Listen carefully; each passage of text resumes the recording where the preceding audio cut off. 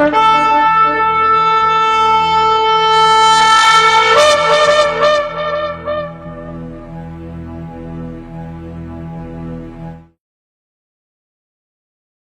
atah Yahweh Eloheinu melech haolam, asher bahar banu mikoramim, benatan lanu et torato, Baruch atah Yahweh noten a Torah, beshen Yeshua HaMashiach.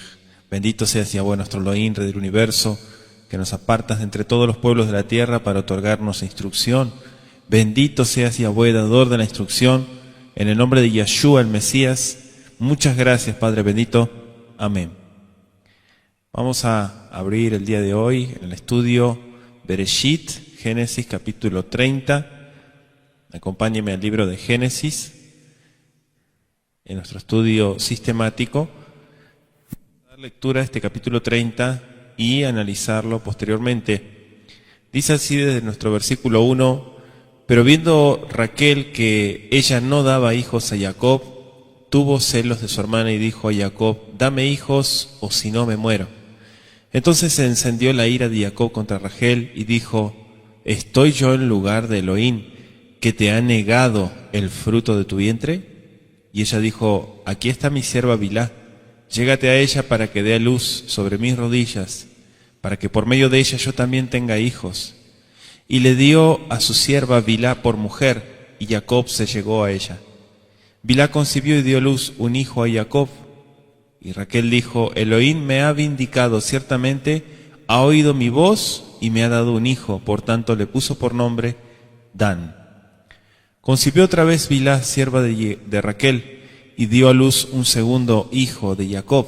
Y Raquel dijo: con grandes luchas he luchado con mi hermana, y ciertamente he prevalecido, y le puso por nombre Neftalí. Viendo Lea que había dejado de dar a luz, tomó a su sierva Silpá, y la dio por mujer a Jacob. Y Silpá, sierva de Lea, dio a luz un hijo a Jacob. Y Lea dijo: cuán afortunada, y le puso por nombre Gad. Después Silpá, sierva de Lea, dio a luz un segundo hijo a Jacob. Y Lea dijo: dichosa de mí, porque las mujeres me llamarán bienaventurada, y le puso por nombre Asher. Fue Reubén en los días de la cosecha de trigo, y halló mandrágoras en el campo, y las trajo a su madre Lea. Entonces Raquel dijo a Lea: dame, te ruego, de las mandrágoras de tu hijo. Pero ella le respondió: ¿te parece poco haberme quitado el marido? ¿Me quitarás también las mandrágoras de mi hijo? Y Raquel dijo: que él duerma, pues, contigo esta noche, a cambio de las mandrágoras de tu hijo. Y cuando Jacob vino del campo por la tarde, Lea salió a su encuentro y le dijo: debes llegarte a mí, porque ciertamente te he alquilado por las mandrágoras de mi hijo. Y él durmió con ella aquella noche. Escuchó Elohim a Lea, y ella concibió y dio luz el quinto hijo a Jacob. Y Lea dijo: Elohim me ha dado mi recompensa, porque di mi sierva a mi marido. Y le puso por nombre Isahar. Concibió Lea otra vez y dio a luz el sexto hijo a Jacob. Y Lea dijo: Elohim me ha favorecido con una buena dote.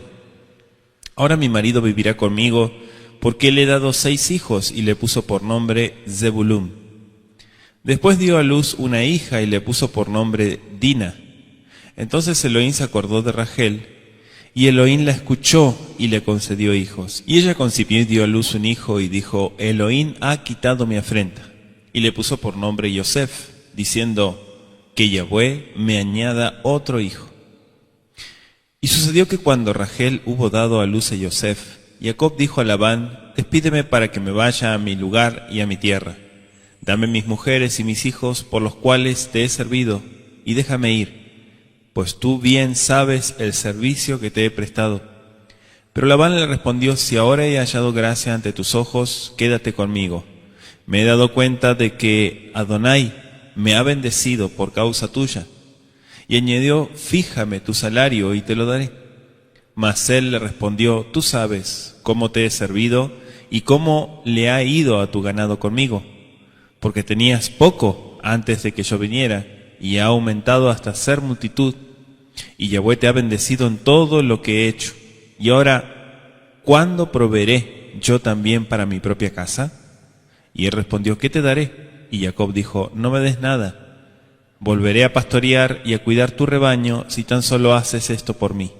déjame pasar por entre todo tu rebaño hoy, apartando de él toda oveja moteada o manchada, y todos los corderos negros, y las manchadas o moteadas de entre las cabras, y ese será mi salario. Mi honradez responderá por mí el día de mañana, cuando vengas a ver acerca de mi salario. Todo lo que no sea moteado y manchado entre las cabras, y negro entre los corderos, si es hallado conmigo, se considerará robado.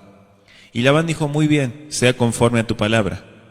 Aquel mismo día apartó Labán los machos cabríos rayados o manchados, y todas las cabras moteadas o manchadas, y todo lo que tenía algo de blanco, y de entre los corderos, todos los negros, y le puso todo al cuidado de sus hijos. Y puso una distancia de 3 días de camino entre sí y Jacob. Y Jacob apacentaba el resto de los rebaños de Labán. Entonces Jacob tomó varas verdes de álamo, de almendro y de plátano, y le sacó tiras blancas de la corteza, descubriendo así lo blanco de las varas. Y colocó las varas que había descortezado delante de los rebaños, en los canales, en los abrevaderos, donde los rebaños venían a beber, y se apareaban cuando venían a beber. Así se apareaban los rebaños junto a las varas, y los rebaños tenían crías rayadas, moteadas y manchadas. Y Jacob apartó los corderos y puso los rebaños en dirección a lo rayado y a todo lo negro en el rebaño de Labán, y puso su propio hato aparte, no lo puso con el rebaño de Labán. Además sucedía que cada vez que los más robustos del rebaño se apareaban, Jacob ponía las varas a la vista del rebaño en los canales, para que se aparearan frente a las varas. Pero cuando el rebaño era débil, no las ponía, de manera que las crías débiles vinieron a ser de Labán, y las robustas de Jacob. Así prosperó el hombre en gran manera, y tuvo grandes rebaños, y siervas, y siervos, y camellos, y asnos. Palabra del Eterno, capítulo 30 de Bereshit, de Génesis. Hoy estamos estudiando este capítulo muy interesante que inicia hablándonos de la aflicción de Raquel por su esterilidad, cómo se entrega a la sierva Bilhá a Jacob, ¿sí? Y vemos también el nacimiento de Dan, Neftalí por parte de Bilhá. Lea también entrega a su sierva Silpá a Jacob, quien da luz a Gad y a Asher. Hay un evento sobre las mandrágoras donde dice que Rubén encuentra mandrágoras y con las que Lea alquila a su esposo, ¿sí? de Raquel. Lea da luz a Isaacar, a Zabulón y a Dina, y Raquel da luz a Yosef, ¿sí? Este es nuestro capítulo 30. Podemos ver también la última parte de nuestro capítulo, que Jacob desea volver a su tierra, pero Labán lo hace quedar mediante un nuevo contrato, podríamos decir. Y vemos también esa treta de Jacob, que realmente lo hizo rico, lo hizo un hombre muy próspero, y lo podemos ver en la última parte de nuestro capítulo 30. Vamos a iniciar entonces desde nuestro versículo 1. Dice la escritura: Bater Rachel kiloy aleda le Jacob, Batekane Rachel ba'ajotá, Batomer el Jacob, Avali banim bein aim metanoji. ¿Sí? Avali banim, dame hijos porque si no me muero, fue una de las expresiones que le dijo a su esposo. Sabemos que el buen éxito de Lea como madre despertó los celos de Raquel más allá de lo que podía soportar. Ahora bien, sabemos que Proverbios capítulo 14, verso 30 dice que la envidia es carcoma de los huesos. Y dijo Jajam Shlomo también en su Cantares, capítulo 8, verso 6, duros como el Seol son los celos. ¿Sí? Esto está en la escritura, estamos tomando conceptos de uno de los sentimientos muy fuertes que tuvo Raquel. Bueno, aunque Raquel disfrutaba de la mayor parte del afecto de su esposo, no podía estar contenta mientras su hermana la sobrepujara en lo que para todo oriental, sabemos, es el más importante de todos los deberes de una esposa, la maternidad. Sara había estado casada por lo menos 25 años cuando nació Yitzhak, nos dice la escritura. Rebeca había esperado en vano 20 años un hijo cuando ella e Isaac se volvieron a Elohim en tefilá, en oración. Pero esperar afrontando la competencia, podríamos decir que hizo que Raquel se impacientara con sus celos relativamente poco después de su casamiento. Y con amargura de espíritu censuró a Jacob. Dice nuestro verso 2, la respuesta, interesante la respuesta que da a Jacob. Dice, Vaijar af Jacob, Berachel Bayomer, Atajad Elohim Anoji, Asher manami mech beribatem. ¿Soy yo acaso Elohim? Le dijo en el versículo 2. ¿Sí? Dice que se enojaba Jacob con Raquel, pero le dijo, yo estoy tajat, podríamos decir que significa estoy en lugar de Elohim, que te impido el fruto de tu vientre. ¿Sí? Es decir, que le estaba echando la culpa a su esposo por una situación que en realidad no tenía que ver. Entonces, ¿por qué dice, soy yo acaso Elohim? Se despertó naturalmente el desagrado, ¿no?, apasionado de Jacob por todas las indignas palabras de su esposa favorita. Rehusó aceptar la culpa por una situación que solo el Eterno podía cambiar. No estaba en sus manos. Pero bien sabía Raquel que solo Yahweh Elohim podía quitar la esterilidad. Anótese el versículo 6. Pero por el momento, sus celos por Lea aparentemente la cegaron ante ese hecho. La respuesta de Jacob también lo que podemos ver es que manifiesta una cierta falta de espiritualidad. ¿Por qué no le sugirió a su chasqueada y amargada esposa que ambos buscaran ayuda en la oración, como sus padres lo habían hecho antes de que él mismo naciera? Pero en vez de eso, Jacob consintió en una propuesta que era nada menos que un recurso de pecado. ¿Sí? Dice nuestro verso 3, he aquí mi sierva Bilhá. Fíjese la propuesta de Raquel que Jacob aceptó, ¿no? Que Jacob aceptó y llevó a cabo. Y esta propuesta era una falta, podríamos decir, así como en Génesis 16:2, la falta de Sara, pero sin la excusa de Sara, puesto que no había ahora ninguna cuestión en cuanto a un heredero para Jacob. Ciertamente ni siquiera existiendo una razón tal se hubiera justificado este hecho, que aún en el caso de Abraham había sido condenado tan claramente como lo vemos en Génesis 16. Y le dijo, aquí mi sierva dará luz sobre mis rodillas. Esta es otra declaración que ha sido considerada por muchos comentaristas más bien como un modismo hebreo, ¿sí?, que expresa adopción. Ese modismo lo podemos ver también en Génesis 50, versículo 23. Es posible que la expresión se originara en una antigua costumbre oriental, por la cual cuando nacía un hijo que iba a ser adoptado, el que adoptaba al niño lo recibía como suyo propio. Probablemente Raquel tuvo en cuenta una de estas costumbres e hizo planes para recibir al niño desde el nacimiento, ¿sí? Como si fuera propio de ella. Entonces dice nuestro verso 4 que Jacob se llegó a ella. Bueno, el relajamiento de Jacob en el matrimonio comenzó con la poligamia y terminó con el concubinato.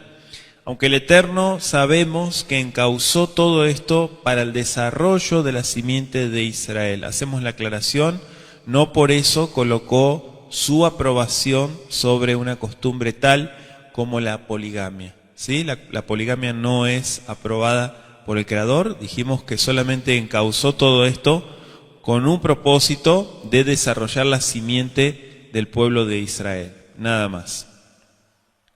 Dice nuestro verso 6, fíjese que aparece el nacimiento de Dan. Dan, que, bueno, Raquel, que había considerado su esterilidad como una injusticia en vista de la fecundidad de Lea, consideró el nacimiento de Dan como una vindicación divina de su conducta. Claramente declaró esta convicción cuando dijo, me juzgó Elohim. O, como podemos traducirlo desde el texto hebreo, ha procurado justicia para mí, ¿sí? Por cuya razón exclamó y llamó el nombre Dan, que significa Él juzgó, ¿sí? Él juzgó.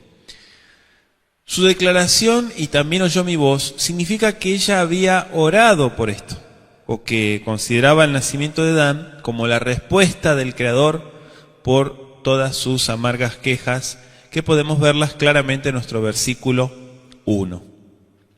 Dice nuestro versículo 8, Batome Rachel naftule Elohim niftalti imahoti gam yaholti batikra shemo naftali. Fíjese usted cómo aparece, si usted tiene el Tanaj en mano, puede usted corroborar cómo se ven las raíces de las palabras. Batome Rachel naftule, naftule Elohim niftalti, imahoti gam yaholti batikra shemo naftali. Fíjese, 3 veces aparece y tiene que ver justamente con el texto hebreo, así como lo vemos en el versículo 6, que dice, Batome Rachel danani, danani Elohim, me ha juzgado Elohim, y luego dice, al que encare a Shemo, Dan. ¿Sí? Es el nombre que lo podemos ver, como bien sabemos, que cada nombre tiene un significado y un propósito, podríamos decir. Después del nacimiento de Dan, quizá Jacob consideró a Bilhá como una de sus esposas legítimas, o siguió una renovada instigación de Raquel de conseguir otro hijo para ella mediante su sierva. Cuando nació el segundo hijo de Bilhá, a quien Raquel consideraba suyo por adopción, declaró literalmente que había luchado con grandes luchas. Por eso dice, ¿sí? Naftalti, con luchas de Elohim, dice la versión, es decir, con su hermana, y había tenido éxito. De ahí que lo llamara Neftalí, que significa mi lucha. ¿Sí? Neftalí, viene de Naftal, que es lucha.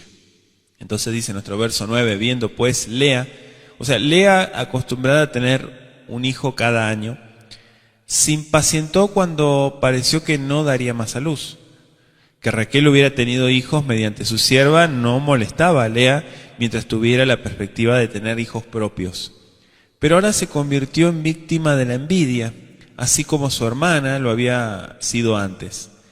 El medio empleado por Raquel para retener el favor de Jacob puso celosa a Lea, y los celos la impulsaron al empleo del mismo medio que había usado Raquel.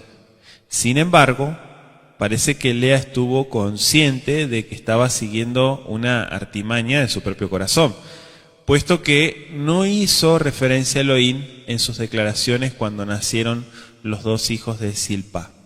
En cuanto a Jacob, bueno, es sorprendente con cuánta facilidad consintió en las tortuosas instigaciones de sus esposas con el fin de aumentar su descendencia. Porque si podemos analizar esto, vemos la lucha entre estas 2 mujeres. Si había pensado tener alguna excusa para tomar a Bilhá a fin de satisfacer a su amada Raquel, que no tenía hijos propios, entonces ¿con qué excusa pudo haber aquietado ahora su conciencia en cuanto a la propuesta de Lea, que ya tenía 4 hijos? Entonces, habiendo entrado en la senda de las malas acciones, parece que no veía el error de su conducta ni pensó en sus posibles consecuencias. Por otro lado, debe admitirse que al hacer esto seguía una costumbre común en sus días. Por lo que podemos ver en la antigüedad, el código de la ley de Hammurabi, otros documentos también cuneiformes, ¿sí?, de la antigüedad, sabemos que era una práctica legal, ¿sí? Esta práctica tal era legal y socialmente era aceptable, en particular cuando la esterilidad impedía tener hijos. Entonces, la existencia de esta costumbre probablemente es la principal razón para que ni Abraham ni Jacob vieran ningún gran error al tomar a sus siervas como concubinas. ¿Sí? Hacemos esta aclaración como costumbre del mundo antiguo. En el verso 11 aparece Gad. Sabemos que este nombre significa en buena fortuna, ¿sí? Así aparece en la Septuaginta, la Vulgata. Así Lea llamó al hijo de Silpá, Gad, que es buena fortuna. En nuestro verso 13 aparece Asher. Bueno, Asher es el segundo hijo de Silpá, y fue llamado Asher, que significa el feliz o el que trae felicidad. Viene de Osher, de esa expresión que es felicidad. Y dijo ella literalmente: para mi felicidad, pues las hijas me llaman feliz. O sea, esto es como madre de muchos hijos. En las declaraciones que hizo ella cuando nacieron 3 de sus 4 hijos propios, Lea había reconocido a Yahweh en el capítulo 29, versos 32 y 33. En este caso, con los nacidos de su sierva, parece que no pensó en el Creador, y eran el resultado exitoso y bienvenido de su propio e inteligente plan. En cuanto al relato de las mandrágoras de nuestro versículo 14, dice: Vayelech Reuben bimé ketzir hitim baimtzadudaim basade vayabeo tan el Lea imo batome Rachel el Lea teni nali medudae venech. Fíjese que aparece el dudá, que es la mandrágora, ¿sí? En nuestro versículo 14 estamos. O sea, fue Rubén en tiempo de la siega de los trigos, dice, y halló mandrágoras basadé en el campo, y las trajo a Lea su madre, y dijo Raquel a Lea: te ruego que me des de las mandrágoras venech, de tu hijo, le dijo. ¿Qué significa esto? Bueno, en la Alta Mesopotamia, la cosecha de trigo viene, ya sabemos que en mayo, junio aproximadamente. La mandrágora es una hierba de la familia de la beladona, ¿sí? Con pimpollos blancos y rojizos. Su fruto, amarillento y muy fragante también, tiene más o menos el tamaño y la forma de una manzanita. Hoy en día, como en los tiempos antiguos, el fruto ha sido considerado por la gente de cercano Oriente como que promueve la fertilidad. Las mujeres del Oriente todavía hacen una bebida de mandrágoras que, bueno, según se creía la costumbre, estimulaba el deseo sexual y ayudaba en la concepción. Entonces, de ahí es que aparecen las dudaim, las mandrágoras, en nuestro texto del capítulo 30. Entonces dice en nuestro verso 15, en la pregunta que le hace, ella respondió: ¿es poco que hayas tomado mi marido, sino que también te has de llevar las mandrágoras de mi hijo? Pero fíjese que le dijo: es poco. ¿Sí? Esta pregunta que le hace, acá podemos analizar varios puntos. Indudablemente Raquel deseaba las mandrágoras como un medio para eliminar su esterilidad. Lea se indignó ante el pensamiento de compartir algo que podía aumentar las perspectivas de su hermana de conseguir todavía más del amor de Jacob. Entonces parece que quizá, en contraste con Lea, Raquel tenía más fe en las mandrágoras que en el poder del Eterno. Sin embargo, finalmente aprendió a confiar en Elohim más que en las mandrágoras.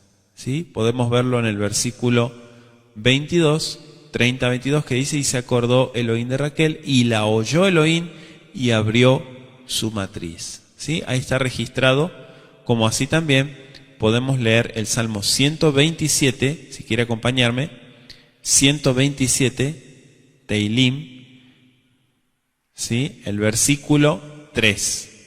Dice así: he aquí, herencia de Yahweh son los hijos, cosa de estima el fruto del vientre.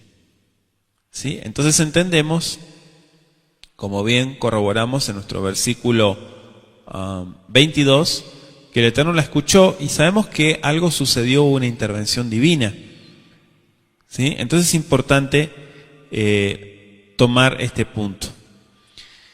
Seguimos avanzando. Versículo 18 aparece Isahar. Dice: oyó Elohim a Lea, el verso 17, para mostrar que viene la vida no por medios naturales como las mandrágoras, como decíamos, sino mediante el Eterno. El Eterno es el autor de la vida, no las mandrágoras.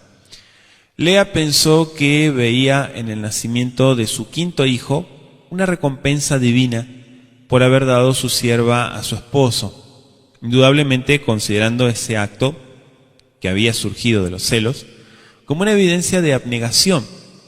Y el nombre Isahar contiene la idea de recompensa, ¿sí? Pero ya sea que signifique hay una recompensa o, de acuerdo a una tradición antigua de los hebreos, que se traduce como lleva una recompensa.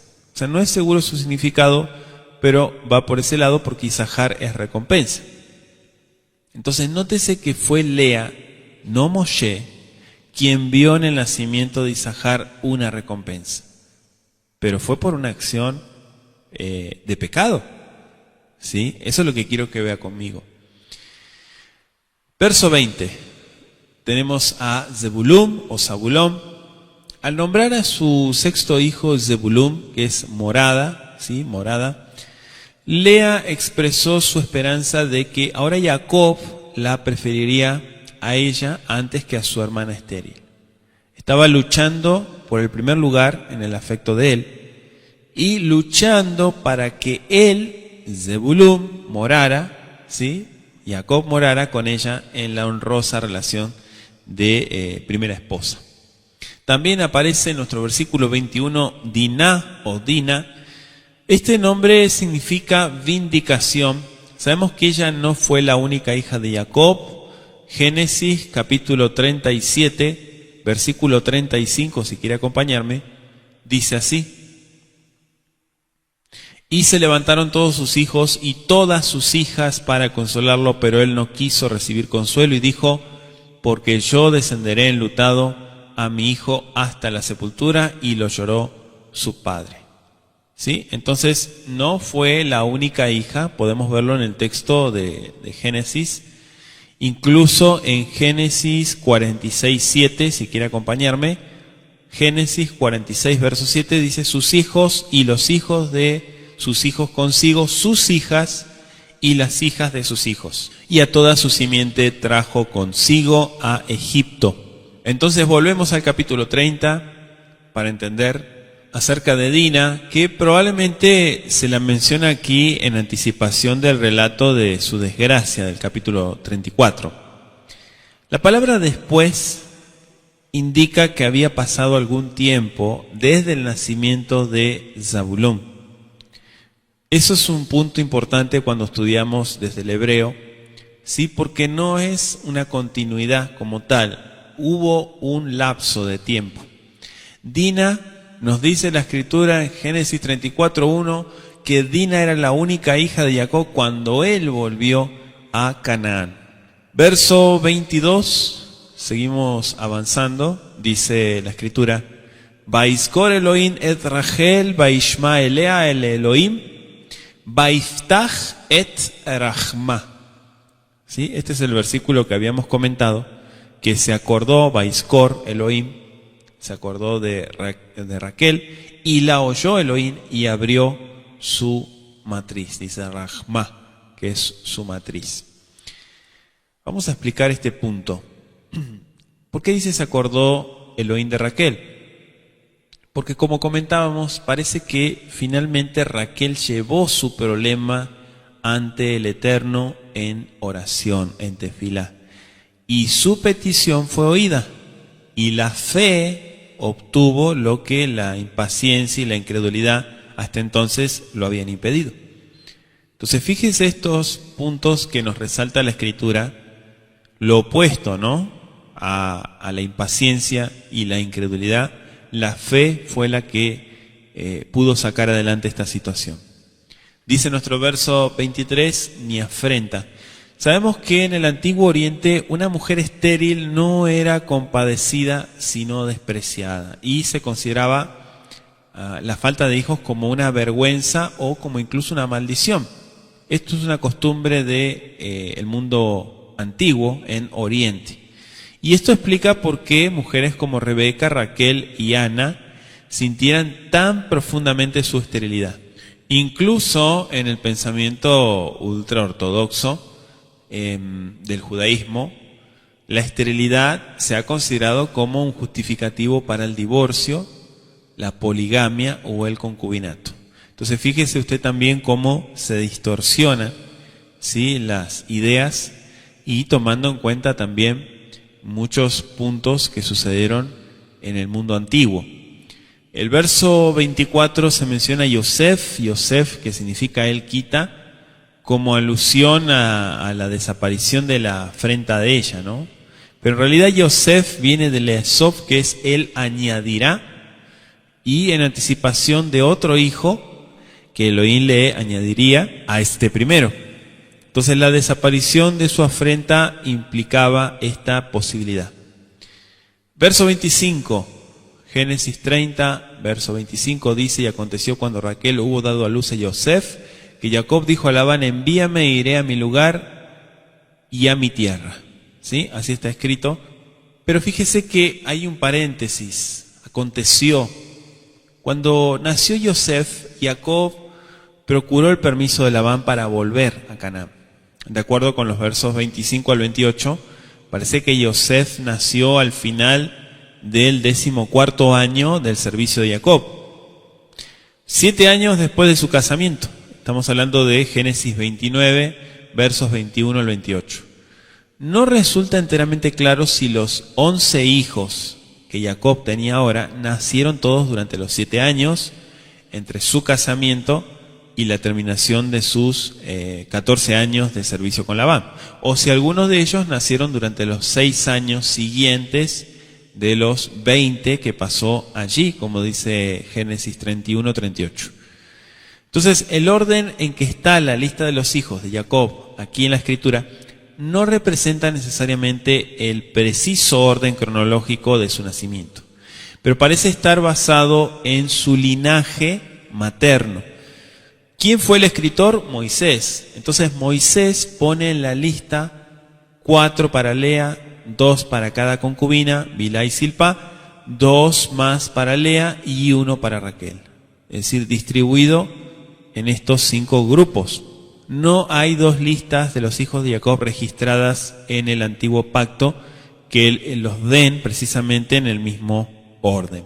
Entonces, por lo tanto, es imposible saber con certeza el orden de su nacimiento. Y esto lo basamos en Éxodo, Números, incluso el mismo Génesis. Entonces, parecería muy extraño que 11 hijos y una hija, ¿sí?, lo que vemos desde Génesis 29-32 hasta Génesis 30-24, que son todos los nacimientos, hubieran nacido durante los primeros 7 años de la vida matrimonial de Jacob, y ninguno durante los siguientes 6 años que sirvió a Labán.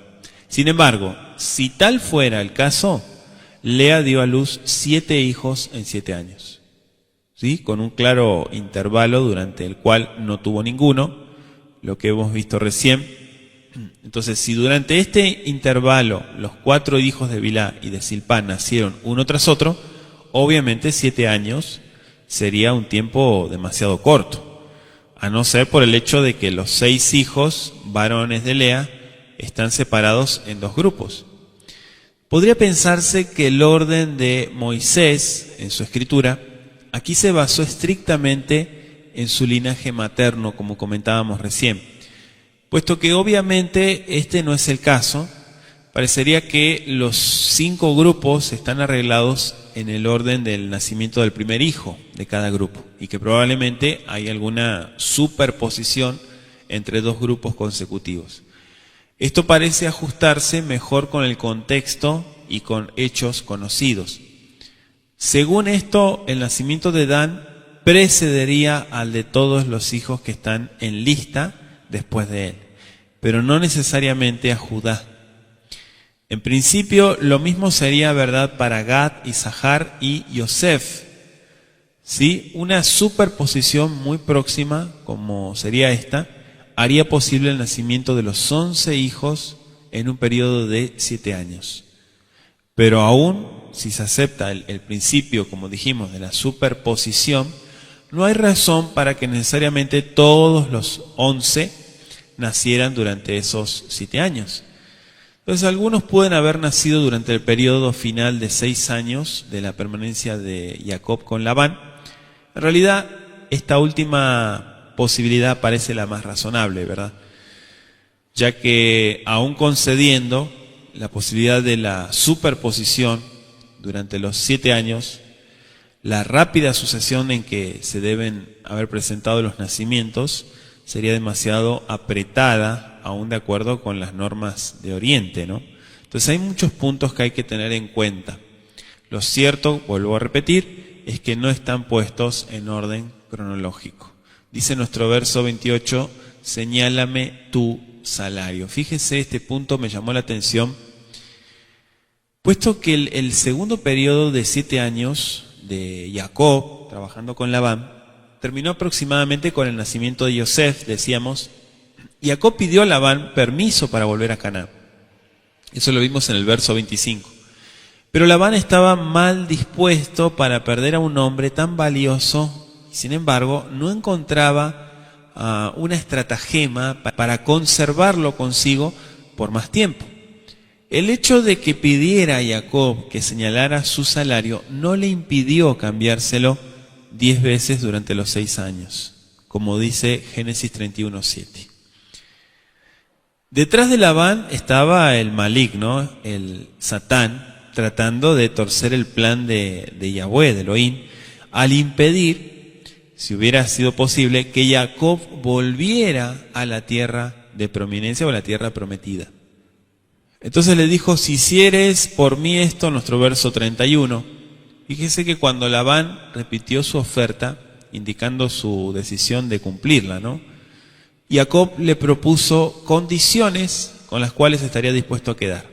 Su propuesta se basaba en el hecho de que en el cercano Oriente, o en Oriente Próximo, por regla general, las cabras son negras o de un color castaño oscuro y rara vez son blancas o tienen manchas blancas y además que la mayoría de las ovejas son blancas. O sea, rara vez negras o manchadas. Entonces, la propuesta de Jacob implicaba solo una pequeña parte de los rebaños y de las manadas de Labán. Este se apresuró a aprobar el plan, dice nuestro verso 34. Además, Jacob le ofrecía hacer la separación hoy, de modo que Labán pudiera ver exactamente cuáles serían los resultados. El curso siguiente del relato nos muestra que algo más estaba implicado en el convenio entre Jacob y Labán. O tal vez Moisés eligió mencionar solo el principio básico de este convenio, omitiendo así que la separación había de repetirse o intervalos regulares. O este punto no fue mencionado al principio, sino más bien fue dado por sentado por ambas partes. Como quiera que hubiera sucedido, Jacob procedió de acuerdo con algo a lo cual no pareció haberse opuesto Labán, a pesar de sus frecuentes alteraciones del contrato, como dice Génesis 31, 7 y 8. Verso 34, seguimos avanzando. Génesis 30, verso 34 dice, y dijo Labán, mira que sea como tú dices. ¿Sí? Fíjese la expresión de Labán cuando acordaron este convenio. Vayomer Labán aenu leí kidvareja. ¿Sí? Sea conforme, kidvareja sería como conforme a tus palabras. O sea que Labán aceptó alegremente la propuesta, pero no dejó que Jacob hiciera la selección. Fíjense los versos 34 al 36, lo que nos relata. O sea, la hizo él mismo, probablemente para asegurarse que se realizaba de acuerdo con su interpretación del convenio.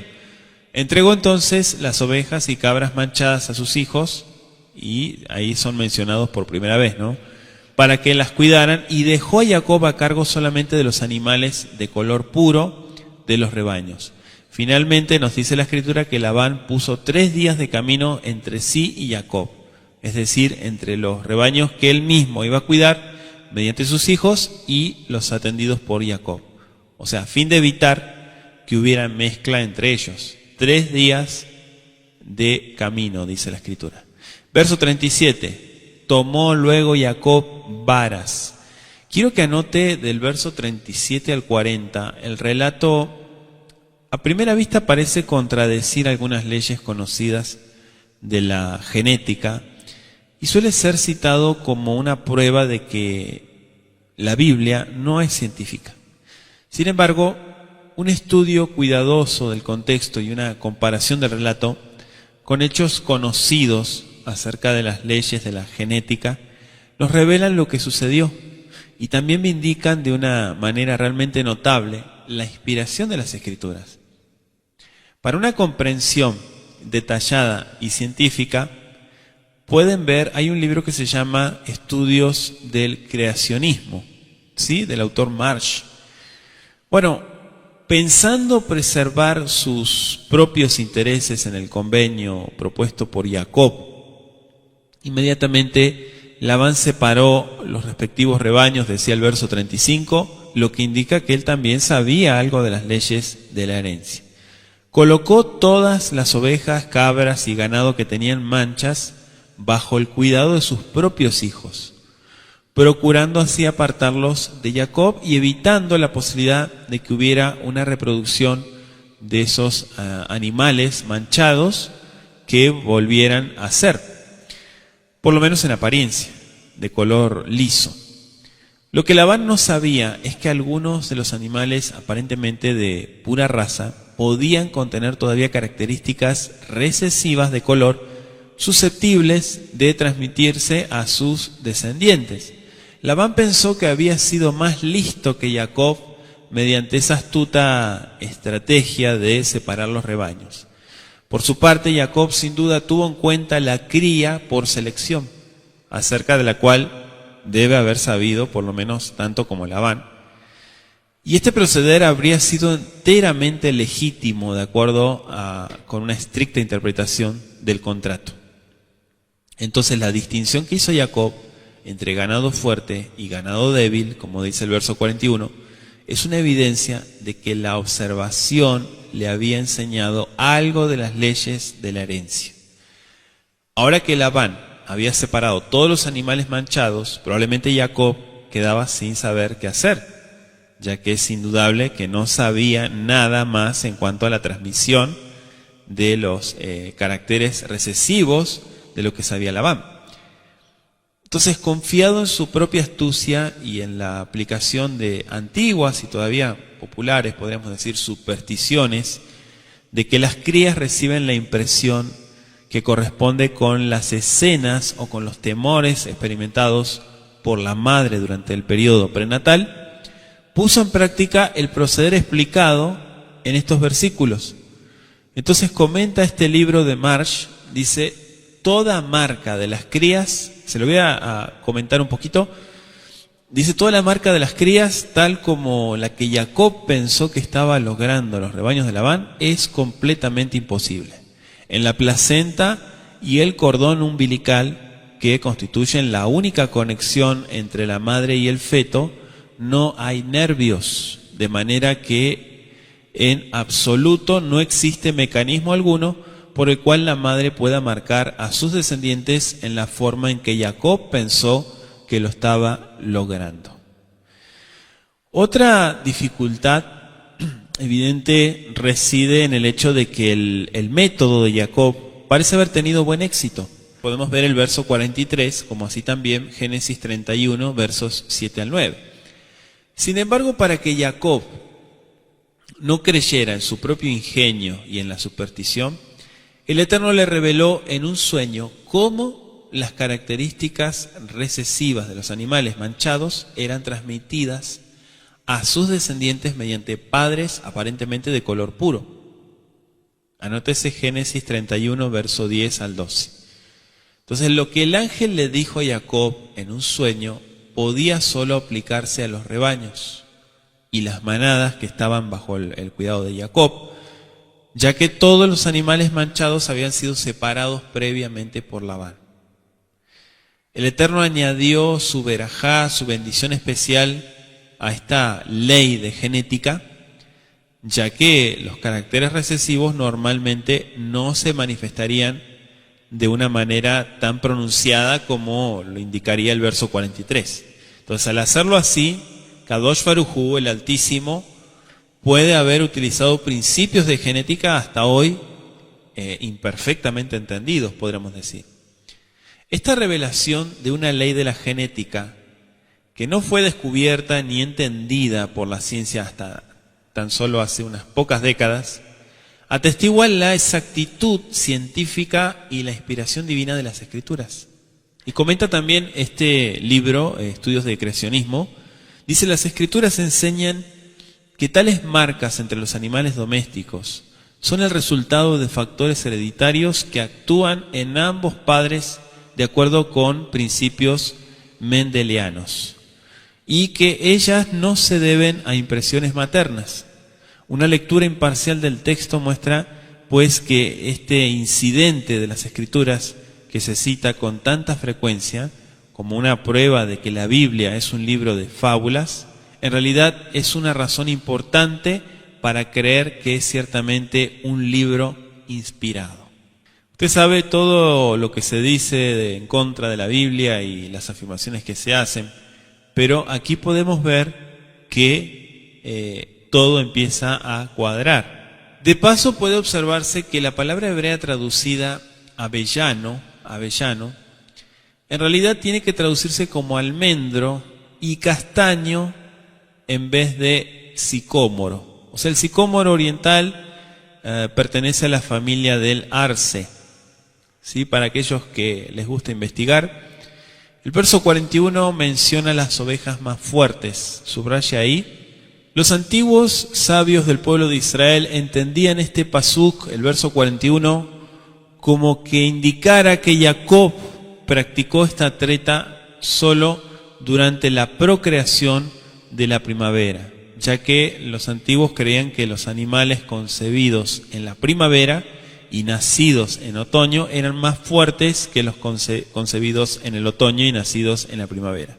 Sin embargo, hay muchos comentaristas modernos que se inclinan a aplicar esto a los corderos tempranos y tardíos de la misma estación, ya que los corderos tempranos son más valiosos que los que nacen después de la estación. Entonces, de acuerdo a esta opinión, Jacob no realizó su experimento con la segunda camada de ganado porque sabía que serían más débiles, sino con la camada temprana y más fuerte. Entonces, cualquiera que hubiera sido el método que usó Jacob, lo hizo para fortalecer y aumentar sus propios rebaños, obviamente a expensas de debilitar y disminuir los de Labán. Verso 43, Génesis 30, verso 43, y dice el versículo: se engrandeció el varón muchísimo y tuvo muchas ovejas y siervas y siervos y camellos y asnos. ¿Sí? Es el último versículo de nuestro estudio, pero fíjese que utiliza la expresión Vaifrotz Aish. ¿Sí? Tiene que ver con la prosperidad.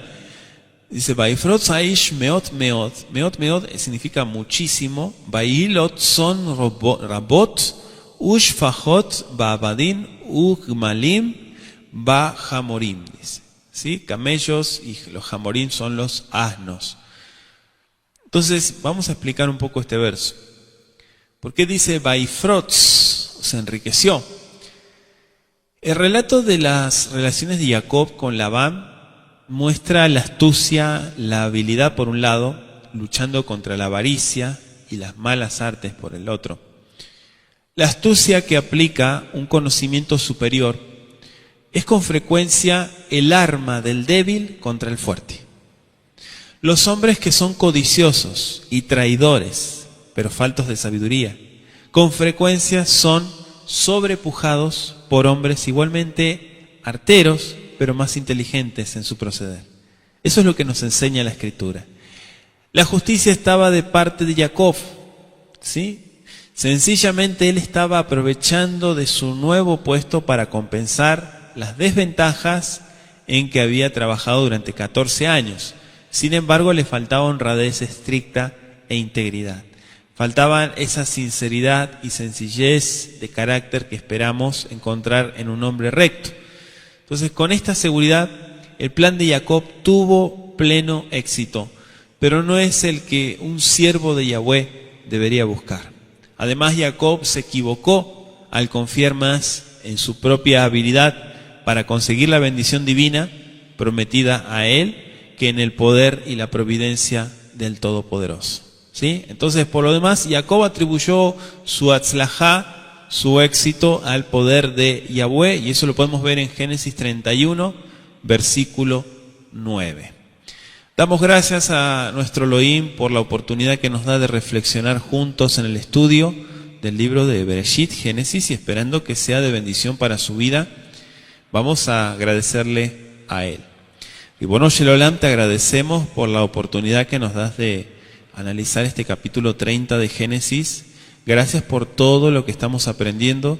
Te pedimos que nos sigas dirigiendo a toda verdad, que nos ayudes a comprender, entender y memorizar también, Abacadosh, cada uno de estos principios. Te pedimos, Boreolam, en el nombre de Yeshua, que nos permitas poder seguir estudiando y avanzando en el libro de Génesis. Toda Rabá Lejá, amén y amén.